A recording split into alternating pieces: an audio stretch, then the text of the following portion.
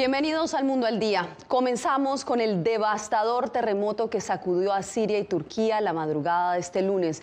El sismo ha generado una catástrofe en ambas naciones que ya cuentan más de 3.400 fallecidos, una cifra que probablemente seguirá ascendiendo. Şu an herkes yine telefonlara sar. Herkes buraya gel. Güvenli alana geçiyoruz bizler şu anda. Vatandaşları da görüyorsunuz.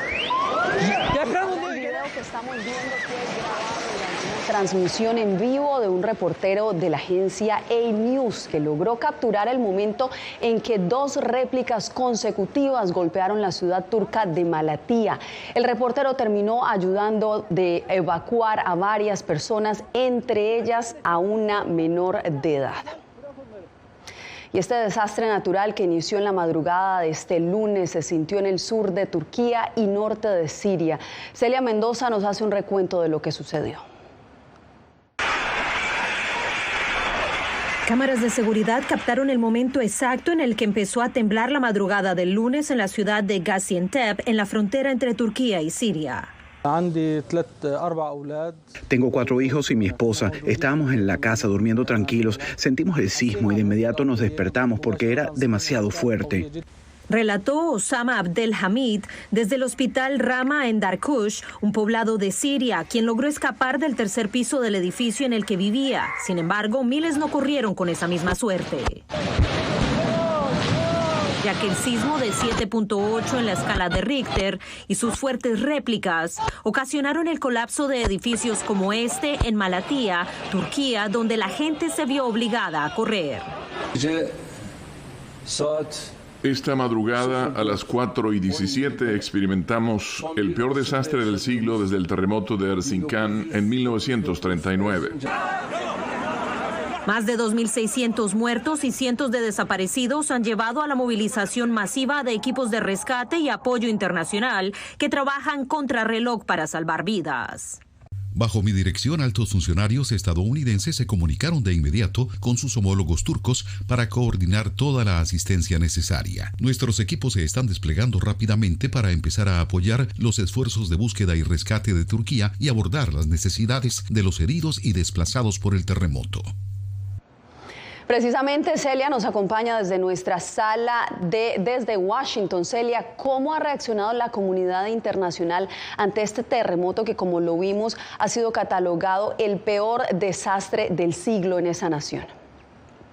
Así es, Yasmín, la comunidad internacional se ha movilizado de inmediato y de hecho aquí en la Casa Blanca se ha confirmado que el presidente Joe Biden y su homólogo estarán hablando durante esta tarde, esto después de que se hubiera coordinado los elementos de ayuda que estarán llegando. El secretario de Estado Anthony Blinken indicó que también había hecho lo propio, que este es un proceso que será largo en términos de la reconstrucción y recuperación de las zonas. Al mismo tiempo, miembros de la OTAN y agencias internacionales, incluida la ONU, ya se encuentran en el terreno para asistir con estos esfuerzos que, como se menciona, no solamente afectan a Turquía, pero también a Siria, en una zona donde hay un gran número de rebeldes que se oponen al gobierno de Bashar al-Assad, quien realizó durante esta jornada una reunión de emergencia para coordinar los esfuerzos de rescate mientras las temperaturas siguen bajando en esta zona. Así es, Celia, muchas gracias por el reporte. Y los ciudadanos latinoamericanos que residen en Turquía han hecho un llamado a la solidaridad ante la emergencia. El informe nos lo tiene Jair Díaz. Es vivir en realidad ver tú cómo personas llaman entre los escombros. Hoy escuchaba a un hombre que decía, Yenge, Yenge, ¿dónde estás? Neredesi, Neredesi, Yenge. Yenge es como la cuñada, él la buscaba entre los escombros. Ella es Isabel García, una colombiana que reside en Turquía desde año y medio y le cuenta a La Voz de América los momentos de pánico que vivió tras el fuerte terremoto que ha dejado más de 2.500 fallecidos y miles de heridos. No miremos razas, denominaciones, no miremos fronteras para ayudarnos, para apoyarnos. He abierto mis puertas a todo aquel que necesite ayuda. Yo soy una argentina en Turquía. Estaré encantada de poder ayudar a todos los hermanos latinoamericanos. En Colombia, el turco Mihat Khan hace un llamado para que no abandonen a sus compatriotas en estos momentos de dificultad. Mucha gente necesita ahora luces, en agua, mucha gente esperando que para salvar la vida. La Embajada de Turquía en Bogotá pide a los gobiernos latinoamericanos ayudas a los países afectados por el sismo. Actualmente nuestro gobierno emitió una solicitud de asistencia internacional para el mundo y cada país en esta región, en Latinoamérica, está en contacto con su contraparte. La Cancillería de Colombia estima que 447 connacionales se encuentran en Turquía, pero desconoce si alguno ha resultado afectado por el terremoto. Jair Díaz, Voz de América, Bogotá. Y regresamos aquí a Washington porque las autoridades estadounidenses inspeccionan las piezas del globo chino que fue derribado frente a las costas de Carolina del Sur. Vamos a la Casa Blanca con Jorge Agobián, quien nos tiene los pormenores. Jorge, te escuchamos. Yasmín, así es. La inteligencia estadounidense revisa entre los destrozos y los pedazos de este globo chino qué tipo de información pudiera recabar para determinar si la vigilancia que estaba haciendo China pudo haber afectado la seguridad nacional de Estados Unidos. Desde aquí, desde la Casa Blanca, el presidente Joe Biden dijo este lunes que Estados Unidos hizo lo que debía hacer al derribar a esta aeronave China, mientras que la portavoz del presidente Joe Biden también indicó que mantendrán abiertas las vías de comunicación con Beijing, pero también indicó que es ese país el que debe decidir qué tipo de relación quiere tener con Estados Unidos. Ya fue derribado un globo que fue hallado en el espacio aéreo estadounidense identificado como chino. La relación entre las dos potencias se sigue tensando. Depende de China que decidan qué relación quieren tener. Como un hecho aislado y accidental, calificó el Ministerio de Relaciones Exteriores de China este hecho. La vocera de la entidad asegura que se trataba de una aeronave civil y cuestionó la reacción de Estados Unidos, según reportó el medio estatal CCTV. No tripulada también es de naturaleza civil, utilizada para fines meteorológicos y de investigación científica. Debido a la influencia de los vientos del oeste y su limitada capacidad de control, la aeronave se desvió de su curso previsto. Su propósito, dicen los expertos, quedará al descubierto cuando se analicen todas las piezas que lo integran. Un globo meteorológico mide cosas como temperaturas y presiones en el aire alrededor del globo y, por supuesto, un globo espía toma fotos e imágenes del suelo debajo de él. Y aunque este experto duda que fuera un artefacto espía debido a que los equipos serían de alto valor para exponerlos de tal manera, señala que podría tratarse de un elemento de prueba que eventualmente podría recolectar información delicada para la seguridad nacional. Ciertamente, así es como funcionan muchos satélites de espionaje. Pueden rastrear cosas como portaaviones, movimiento de tropas y elementos de esa naturaleza, tomando una fotografía un día y tomando otra fotografía al día siguiente y observando las diferencias. Mientras las investigaciones avanzan, legisladores estadounidenses han elevado críticas contra el gobierno por la demora en derribar el globo, ante lo que el mandatario Joe Biden ha dicho que la espera se debió para garantizar la seguridad de los residentes en las zonas recorridas por el artefacto.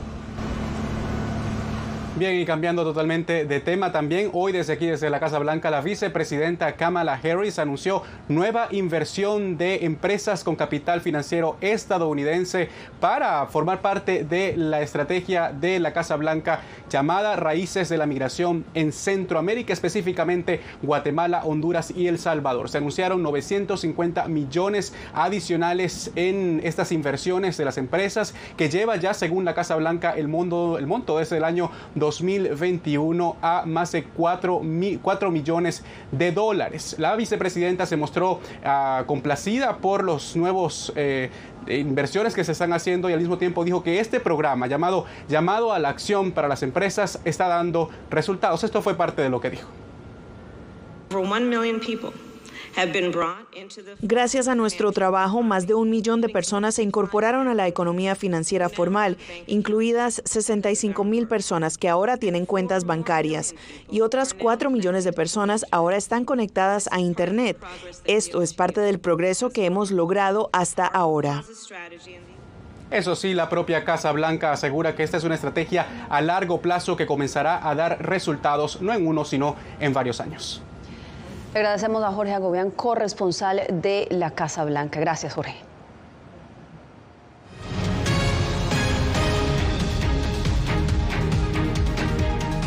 Hay polémica en Estados Unidos porque las autoridades migratorias liberaron a un grupo de migrantes sin programarles una cita para presentarse ante un juez. Diva Lizeth Cash nos dice que el temor es que la situación los deje en un limbo jurídico. Desde el 2021, cuando aumentaron drásticamente los ingresos ilegales por parte de migrantes por la frontera sur estadounidense, el gobierno implementó políticas como el Programa de Alternativas a la Detención, ATD por sus siglas en inglés, que entregaba pliego de cargos con cita en corte, o la supervisión con distintos mecanismos remotos a migrantes liberados en la frontera.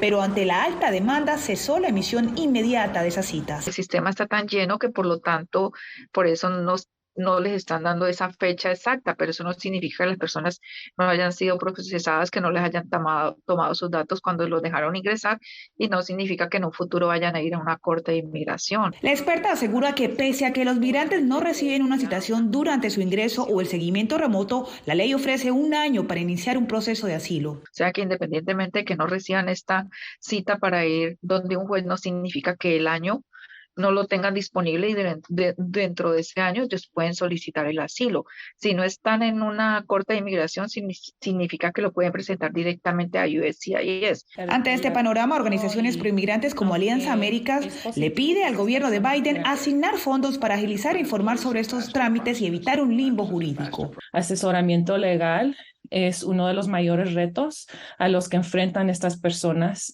solicitantes de asilo, y otras personas inmigrantes también que se ven obligadas a navegar este sistema que en nuestra opinión es inhumano y ineficaz. Según datos obtenidos por NBC News, entre marzo de 2021 y enero del 2023, alrededor de 800,000 migrantes fueron liberados bajo programas de monitoreo ATD, y solo 214,000 de ellos recibieron citación a corte. El Departamento de Seguridad Nacional no ha confirmado esas cifras. Diva Lizette Cash, Voz de América, Washington. Al volver hablamos de las prioridades internacionales del presidente Joe Biden durante su discurso del Estado de la Nación mañana martes.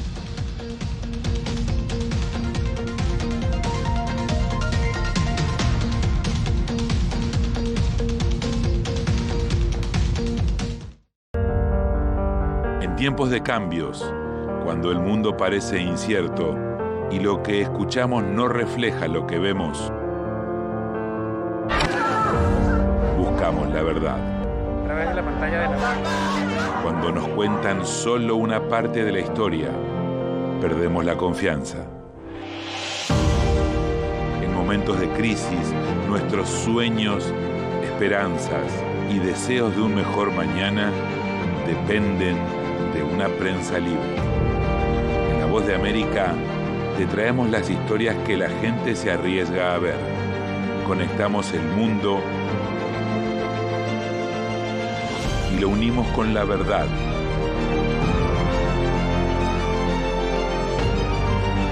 En La Voz de América te presentamos el panorama completo.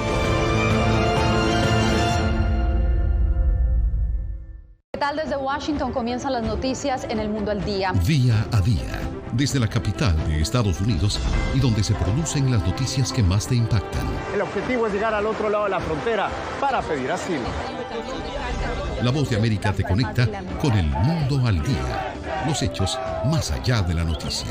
Para que tomes decisiones bien informadas. En el lenguaje que quieres, donde quieras y como prefieras. Conéctate con El Mundo al Día. Actualidad. Nos vamos a ver otra cepa nueva y otra cepa nueva. Análisis. En realidad, mucha de esta gente va a quedar parada de nuevo y va a ser una tragedia humana. Debate.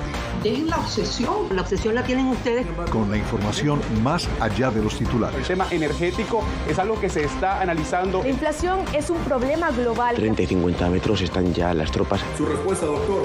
Todas las semanas por La Voz de América.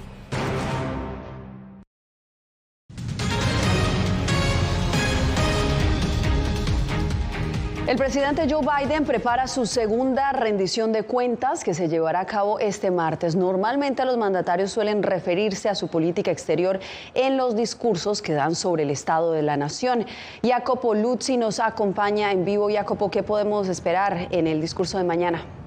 Yasmín, seguramente el discurso estelar de la presidencia estadounidense cada año, donde el mandatario tiene la audiencia más grande y la atención de todo el mundo. No es sorpresa que los otros líderes mundiales miren a esta alocución para entender las posturas de Washington también sobre los asuntos exteriores. Y este año Joe Biden tiene tres temas centrales. Seguramente China, también después de la cuestión del balón espía, la guerra en Ucrania y la crisis más de la frontera sur de Estados Unidos.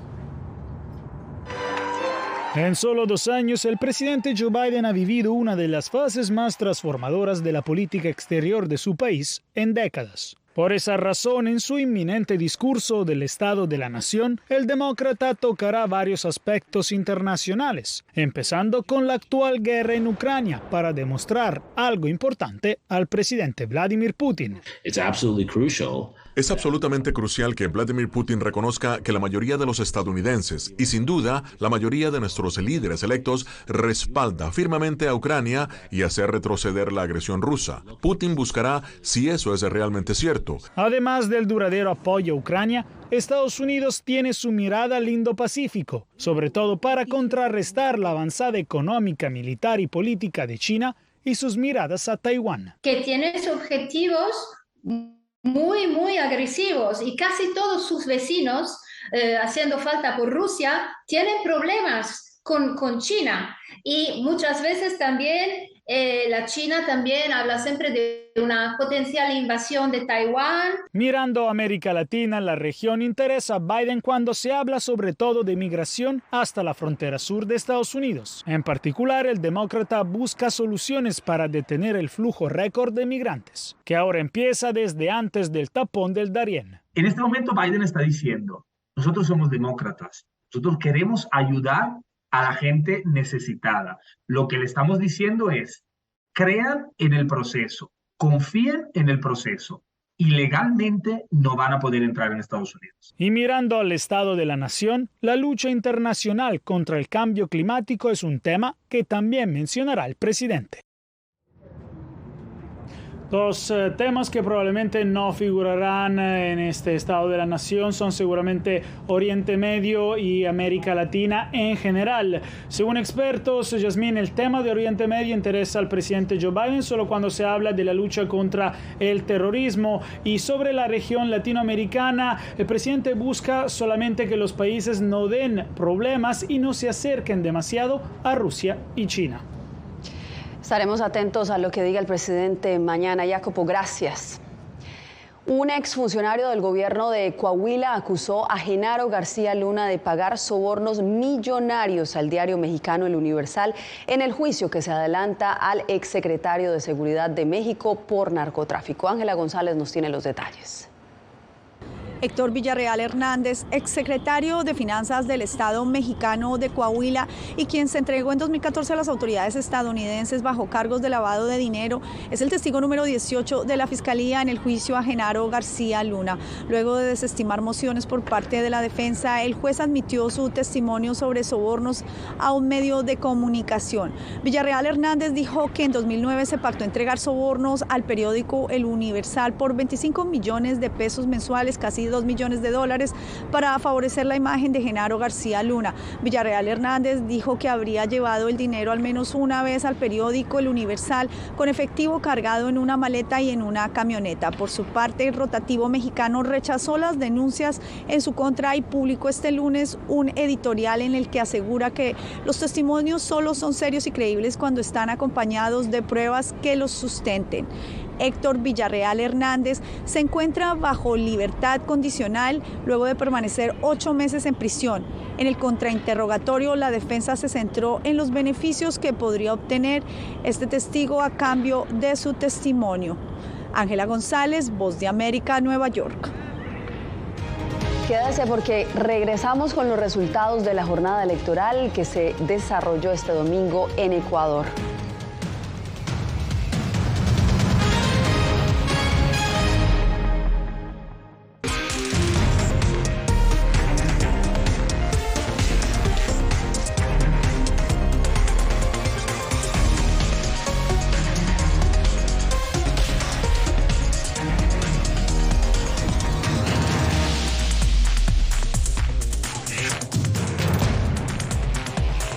Venezuela 360, cada semana por La Voz de América. ¿Qué tal? Desde Washington comienzan las noticias en El Mundo al Día. Día a día. desde la capital de Estados Unidos y donde se producen las noticias que más te impactan. El objetivo es llegar al otro lado de la frontera para pedir asilo.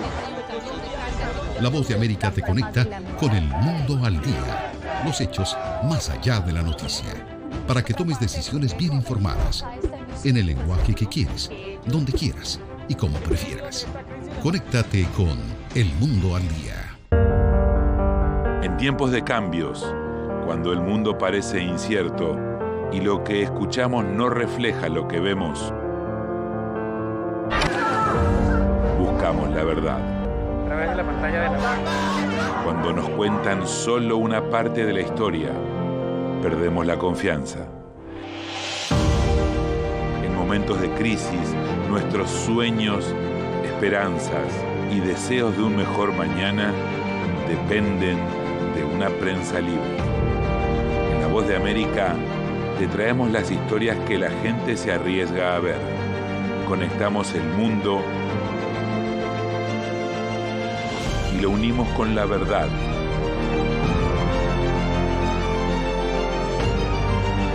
En La Voz de América te presentamos el panorama completo.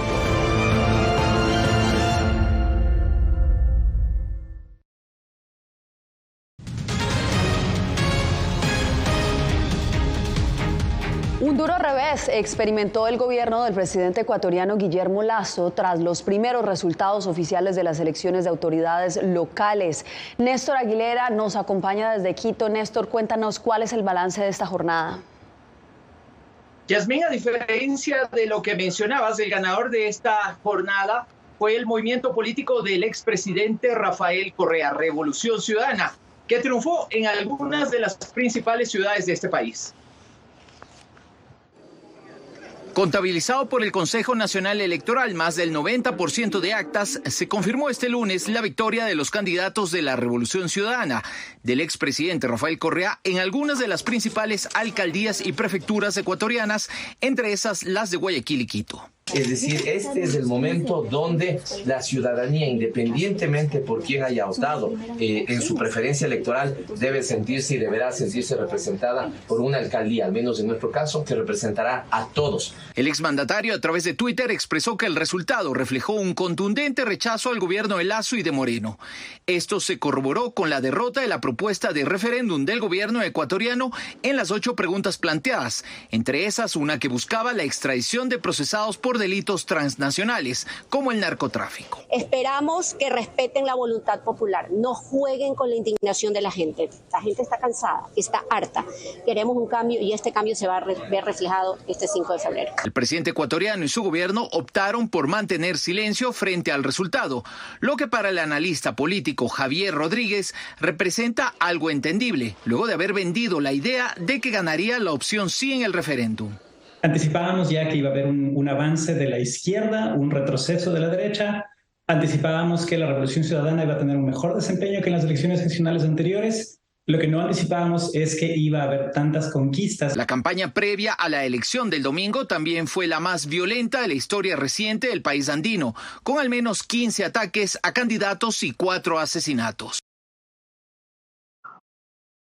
La expectativa se centra ahora en saber cómo quedará conformado el Consejo de Participación Ciudadana y Control Social, organismo encargado de nombrar algunas autoridades que con un cambio de timón podría generar a su vez problemas para la gobernabilidad de Guillermo Lasso en la segunda mitad de su mandato. Yasmín. Gracias por acompañarnos, Néstor. Y ahora vamos a Chile, donde bomberos luchan contra docenas de incendios forestales. Se trata de uno de los peores desastres naturales del país en años. Según las autoridades, los incendios han consumido unas 270.000 hectáreas. Decenas de personas han muerto y casi 1.000 han resultado heridas. El presidente Gabriel Boric emitió declaraciones de emergencia para las regiones sureñas mayoritariamente rurales de Biobío, Ñuble y Araucanía, buscando acelerar las labores de ayuda. Y el gobierno de Nicaragua declaró ilegal a la Asociación de Bancos Privados de Nicaragua, una organización que aglutinaba a las 6 instituciones financieras más grandes de ese país. Desde 1994, la Asociación de Bancos Privados de Nicaragua aglutinaba a toda la banca privada del país, con la intención de debatir normas, reglamentos y leyes sobre el sistema financiero. Sin embargo, sus casi 30 años de trabajo llegaron a su fin. El Ministerio de Gobernación ilegalizó la organización y lo anunció en el diario oficial La Gaceta. Han incumplido sus obligaciones conforme lo establecido en el artículo 34, ya que no reportaron por periodos de entre 2 hasta 27 años sus estados financieros conforme periodos fiscales, con desgloses detallados de ingresos y egresos. Se trata de un mensaje político frente a un sector relevante de la economía del país. El economista Enrique Sáenz considera que parte del mensaje es mayor control sobre los grandes capitales, al tiempo que califica como una negativa decisión para la inversión extranjera, que se ha venido reduciendo desde el estallido social en el año 2018. ¿Por qué disminuyó la inversión privada? Precisamente porque no hay seguridad, no sienten estímulos ni condiciones para invertir. El gobierno de Nicaragua, por su parte, asegura que hay mucha atracción en el país para los inversionistas y que trabajan para estimularla. Lo potencial que tiene el país que atrae inversión extranjera directa. No obstante, analistas coinciden en que la ilegalización de más de 3.000 organizaciones no gubernamentales, entre ellas del sector privado, ahuyenta la inversión. Donaldo Hernández, Voz de América. Los invitamos a que se queden con nosotros. Volvemos con más información en El Mundo al Día. En tiempos de cambios, cuando el mundo parece incierto y lo que escuchamos no refleja lo que vemos, buscamos la verdad. A través de la pantalla de la... Cuando nos cuentan solo una parte de la historia, perdemos la confianza. En momentos de crisis, nuestros sueños, esperanzas y deseos de un mejor mañana dependen de una prensa libre. En La Voz de América te traemos las historias que la gente se arriesga a ver. Conectamos el mundo y lo unimos con la verdad.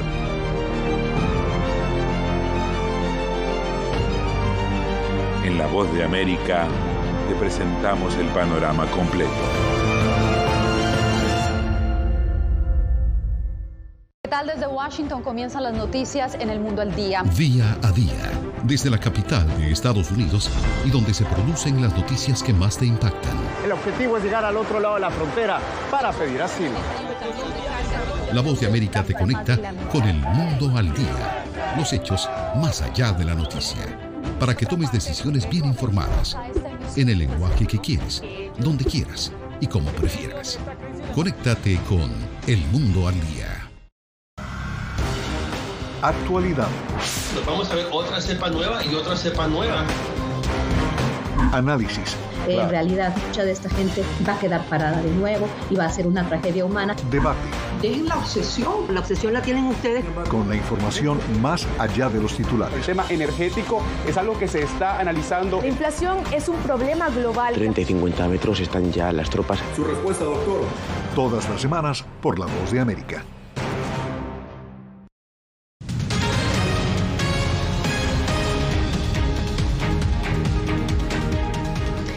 Cerramos esta emisión con lo que nos dejó la edición número 65 de los premios Grammy. La superestrella del pop Beyoncé se consagró como la artista que más ha recibido premios Grammy. Beyoncé agregó 4 galardones a su colección para un total de 32, pero volvió a perder en la prestigiosa categoría de álbum del año, esta vez ante el cantante británico Harry Styles. El rapero puertorriqueño Bad Bunny también hizo su aparición y puso a bailar a todo el salón con su música. De esta manera nos despedimos por hoy. Soy Yasmín López. Nos vemos mañana en otra edición de El Mundo al Día. Gracias por informarse con nosotros.